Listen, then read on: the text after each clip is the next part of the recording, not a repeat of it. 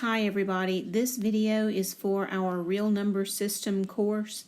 In this video I'm just going to go over a few examples from section 7.4 of our textbook. Here we go. This problem says a house that sells for $92,000 requires a 20% down payment. What is the amount of the down payment? Well, we know that a percent is just a part of a whole. Percent literally means divided by 100 or out of 100. So whenever you approach a percent problem, always try to rephrase what the problem is asking you.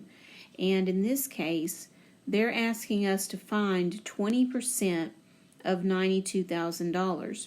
Now, rather than just giving students steps to solve a problem, one of the things I think is really important at the elementary age is to give students a way to think about what you're teaching them, not just the steps, but also a model that they can use in their mind to visualize what's happening here.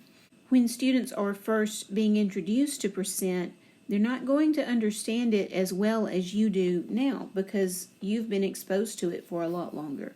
So you have to give a student a way to visualize what the percent represents. That's what this percent bar does.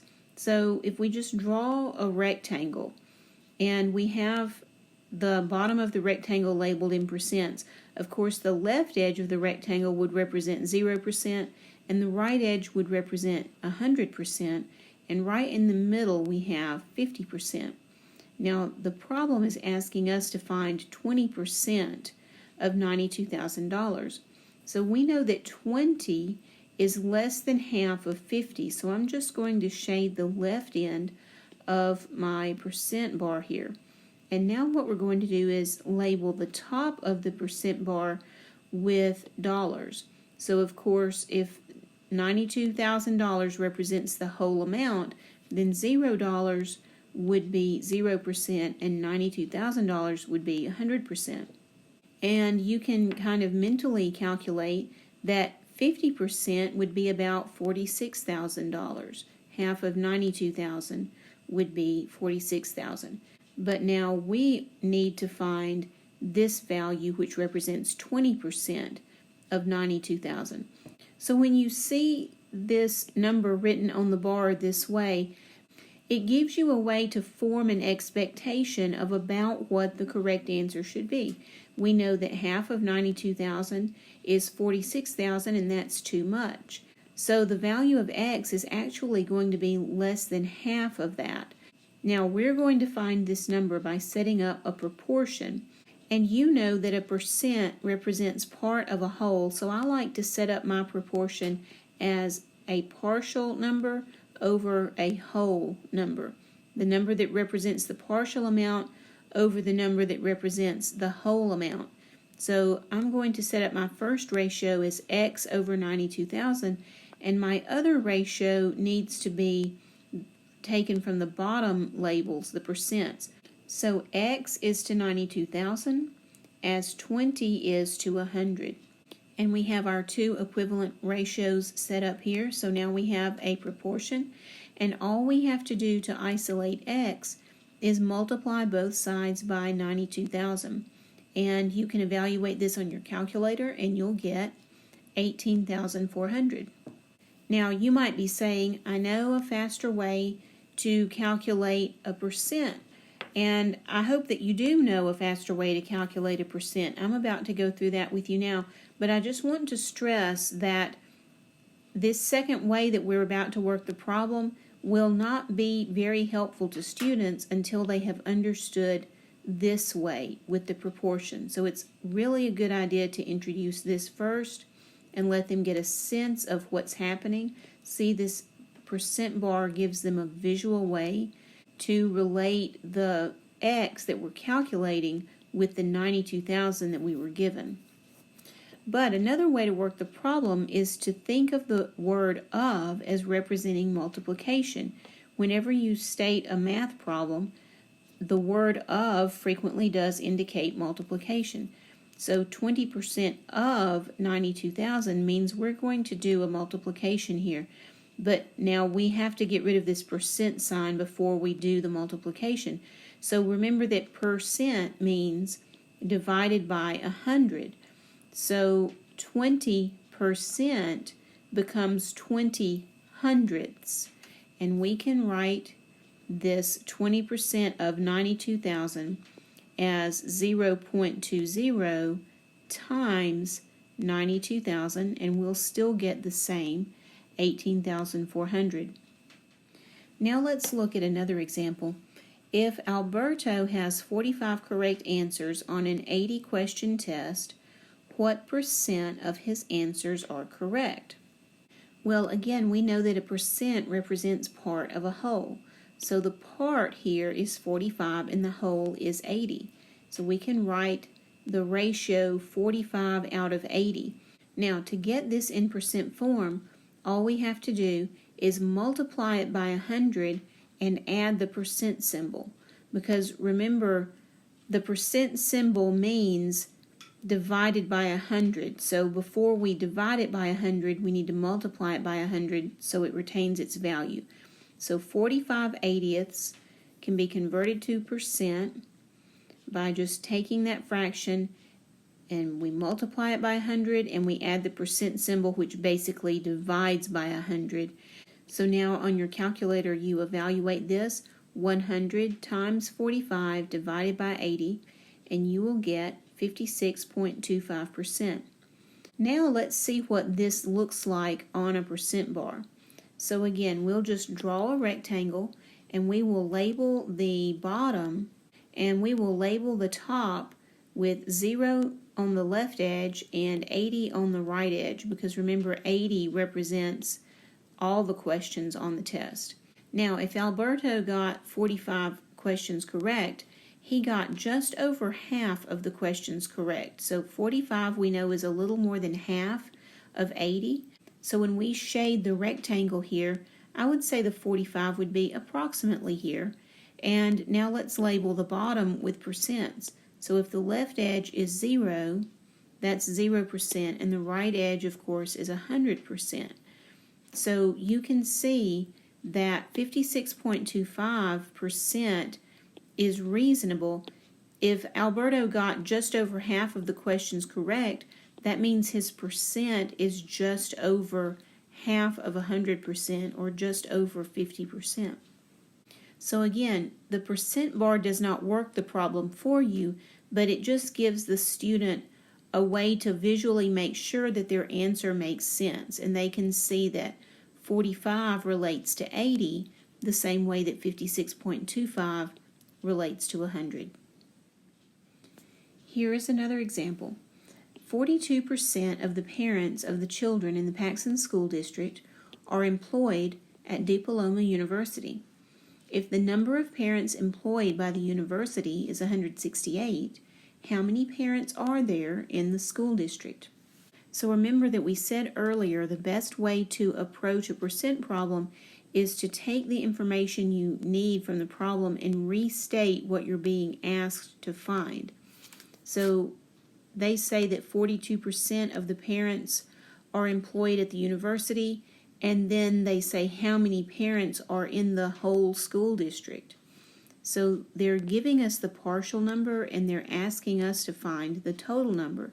So 42% of the total number of parents equals 168. Let's just write that in equation form. 42% of n, the total number of parents, equals 168. Now remember that we also said the word of represents multiplication, and we need to get rid of our percent symbol. So remember that percent means divided by 100. So 42% becomes 42 over 100. Of represents multiplication, so we have 42 over 100 times n equals 168. Now you could solve from here. You certainly know how to solve an algebra equation like this, but since we're dealing with decimals anyway, let's go ahead and convert this to decimal form. So 42 over 100 could actually most easily be written as 0.42. So now we have 0.42 times n equals 168. And to solve, we just divide both sides by 0.42, and we find out that n equals 400. So now you want to think about that in the context of your problem, and we'll do that by looking at the percent bar. So we know that we always label the bottom of the percent bar with 0% on the left edge and 100% on the right edge. And we know that 42% of the parents are employed at the university, so we want to shade 42% of the area of our rectangle, so that would be just under half. And now we want to label the top of our rectangle. So we know that the left end is 0, and we were asked to find the right end, and right now we know that that right end represents 400. So let's see if this makes sense. If 168 parents represents 42% of the parents, does it make sense for 400 to be 100% of the parents? And I think it does, because remember, 42% is just under 50%. Well, what's 50% of 400? 50% is half, so 50% of 400 would be 200 parents. We know that there are 168 employed by the university. So just under half of the parents are employed by the university. That fits with the idea that 42% of the parents are employed by the university.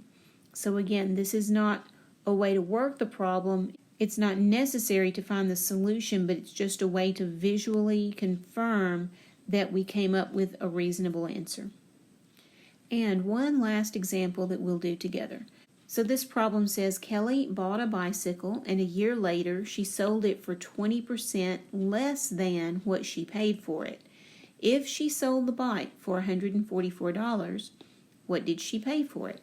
And again, before we start trying to plug things into formulas, we want to think about what the problem is asking us to find. So it says she sold her bike for 20% less than what she paid for it, and they give us the partial amount that she received, and they ask what did she pay for it. So that would be the total amount that we're looking for. We have a partial number that represents a part of the price she paid, and we want the number that represents all of the price she paid. So remember, the problem tells us she sold it for 20% less than she originally paid. Now you could work with this 20% number, but the number we have here represents the amount of money she received. So instead of having a percent that represents money she didn't receive, I'd like to have a percent that represents money she did receive. What is the 144? Well, if she sold the bike for 20% less than she paid, that means that she got 80% of what she paid. She got 80% of the original price. So the 144 represents 80% of the original price. Let's write this in an equation.